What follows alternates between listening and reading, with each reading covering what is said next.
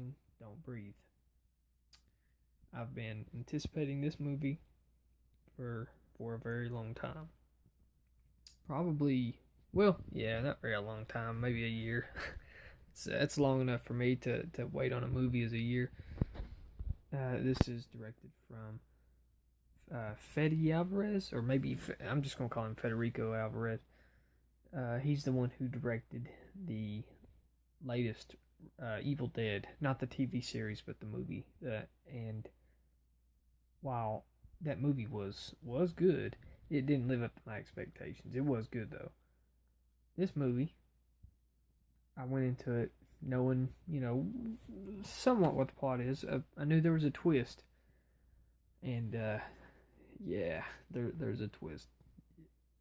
I feel like only Stephen Lang, who plays the blind vet in this film, could pull this off. He was terrifying in this movie. He was absolutely terrifying. But let me get back to the summary.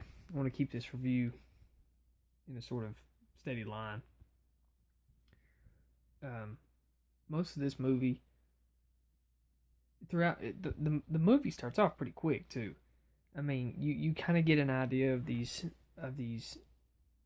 the burglars, the thieves who are coming in to break into his house, because it shows a backdrop of them, and you kind of learn a little bit behind their lives. Well, mainly Jane Levy's character. You find a little bit. She's got more of the character drive to make you stay focused on her. She's the ringleader of the three that are involved in the burglary. But they get the tip on this man's house, who, well, like I said, I don't want to spoil it, but they get the tip on this man's house who has a lot of money, and it's kind of a sad little story on why he has that money, but he's got the money. Well, they see the man out when they're camping out in front of his house to get an idea of how the house is set up, the security of it all, the background of everything. And they notice he's blind, which you've obviously noticed too from previews. Well, once we get inside the house, that's when things are, it's like a maze. This house it's not very big, but it seems big when the action starts kicking in, because there's so many twists and turns. And this movie, when it was so suspenseful, the suspense in this movie, whenever one of the characters was in there with Stephen Lang, the vet,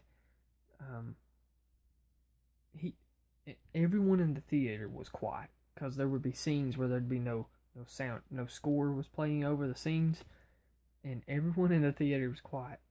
It was that suspenseful. I feel like everyone in the theater decided that they needed to shut up too, or they were going to be one of Lang's victims.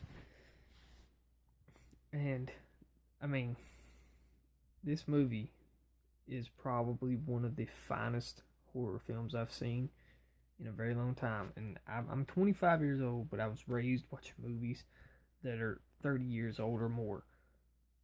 Well, more than 30 years old, but this movie kind of takes you back to that. It's not got that 80s retro feel, but it is a nice take on a modern era film. It was excellent. If I could give this 1 out of 10, it's probably going to be about an 8, or yeah, probably a high, like an 8.5. It was something to watch, and I hope Stephen Lang is cast as Cable in the new Deadpool, though. That'll be fantastic. Anyways, I couldn't really give much of a review on this because I didn't have time to research it and all the character names and all that. There's a guy named Money in it. That's one of the characters' names. His name's Money because it was. And I'm just gonna tell you, it doesn't end well for Money. Money, he doesn't have a great time. But yeah, check that movie out. It's gonna be great. if you like horror films.